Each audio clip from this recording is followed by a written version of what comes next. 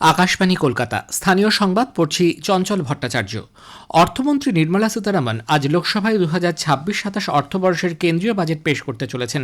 সংসদের নিম্নকক্ষে বাজেট পেশের পর তা রাজ্যসভাতেও পেশ করার প্রথা। প্রধানমন্ত্রী নরেন্দ্র মোদীর নেতৃত্বাধীন তৃতীয় এনডিএ সরকারের এটিই হবে তৃতীয় বাজেট। বাজেটে সরকারের আর্থিক নীতির পাশাপাশি বৃদ্ধি, কর্মসংস্থান ও আর্থিক সুস্থিতি নিয়ে দিশা দেখানো হবে। বাজেট পেশের পর ইউনিয়ন বাজেট মোবাইল অ্যাপে এই সংক্রান্ত সমস্ত তথ্যাদি আপলোড করা হবে। সংসদের ওয়েবসাইটেও যাবতীয় তথ্য পাওয়া যাবে। সারা দেশের সঙ্গে রাজ্যের মানুষও উদগ্রীব, তাদের জন্য নতুন কি পরিকল্পনার ঘোষণা অপেক্ষা করছে। আজ রবিবারও বাজেটের কারণে বম্বে স্টক এক্সচেঞ্জ বিএসই ও ন্যাশনাল স্টক এক্সচেঞ্জ এনএসই খোলা থাকছে। শেয়ার বাজারের কার্যক্রম আজ সরাসরি সম্প্রচার করা হবে। গত মাসেই এক্সচেঞ্জের পক্ষ থেকে বলা হয়েছিল আজ রবিবার ছুটির দিন হওয়া সত্ত্বেও সকাল 9:15 থেকে বিকেল 3:30 পর্যন্ত বাজার খোলা থাকছে। অন্যদিকে পণ্যের বাজার খোলা থাকছে বিকেল 5টা থেকে। পশ্চিমবঙ্গের তৃণমূল কংগ্রেস সরকার দুর্নীতি ও প্রশাসনিক ব্যর্থতা এবং সাধারণ মানুষের জীবন হানির জন্য দায়ী বলে কেন্দ্রীয় স্বরাষ্ট্রমন্ত্রী তথা বিজেপির শীর্ষ নেতা অমিত শাহ মন্তব্য করেছেন।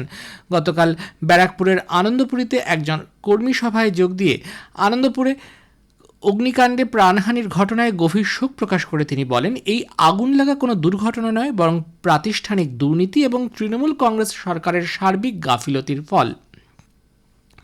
দুর্নীতি ইস্যুতে রাজ্যের শাসক দলের সমালোচনা করে শ্রী শাহ এসএসসি, শিক্ষা, পুরনিয়োগ, গরু পাচার, রেশন, এমজি নারেগা এবং প্রধানমন্ত্রী আবাস যোজনার মতো একাধিক কেলেঙ্কারির কথা উল্লেখ করেন। ব্যারাকপুরের সভা শেষে শিলিগুড়ির গোসাইপুরে এক কর্মী সভায় যোগ দিয়ে অনুপ্রবেশের ঘটনা নিয়ে উদ্বেগ প্রকাশ করে তিনি একে জাতীয় নিরাপত্তার ক্ষেত্রে বিপদ বলে উল্লেখ করেন।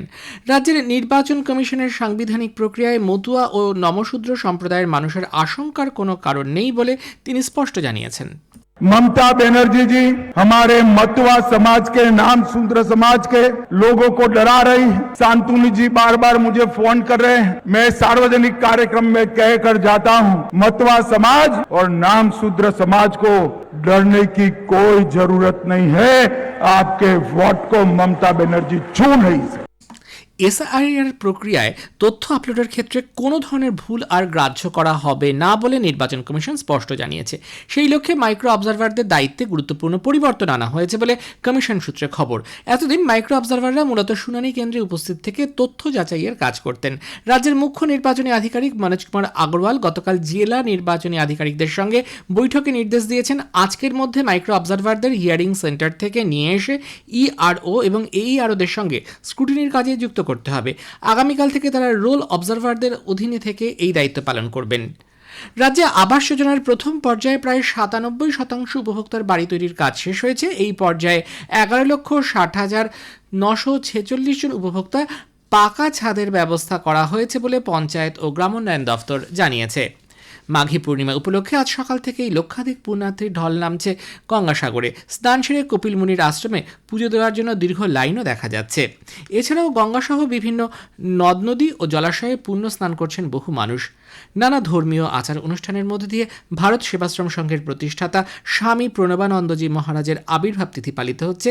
সংঘে অন্নকূট, পুজো পাঠ, যজ্ঞ সম্পন্ন হবে। আগামীকাল দোলন উৎসব পালন করা হবে বলেও জানা গেছে। পূর্ব বর্ধমানের রায়নার ক্যানেলপুরে ধৃত শেখ শফিককে বর্ধমান আদালত 3 দিনের পুলিশ হেফাজতে নিয়েছে।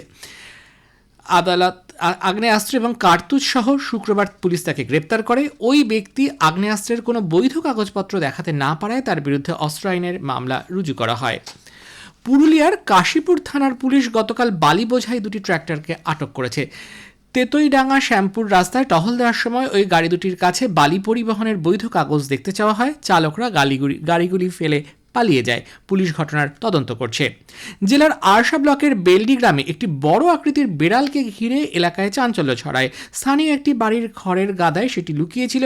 গ্রামবাসীরা সেটিকে ব্যাঘ্র শাবক ভাবলেও স্থানীয় রেঞ্জ অফিসার সেটিকে মেছো বেড়াল বলে ধারণা করছেন। প্রাণীটিকে এখন আরশা বন দফতরের পর্যবেক্ষণে রাখা হয়েছে। জেলার কেন্দা থানার পানিপাথরে এক যুবক বেঙ্গালুরুতে কাজ করতে গিয়ে প্রাণ হারিয়েছেন। মৃত রাজু সিং সরকারের মৃত্যুর সঠিক কারণ কি তা অবশ্য জানা যায়নি। স্থানীয় সংবাদ শেষ হলো। এরপর খবর শুনবেন 12:30 মিনিটে।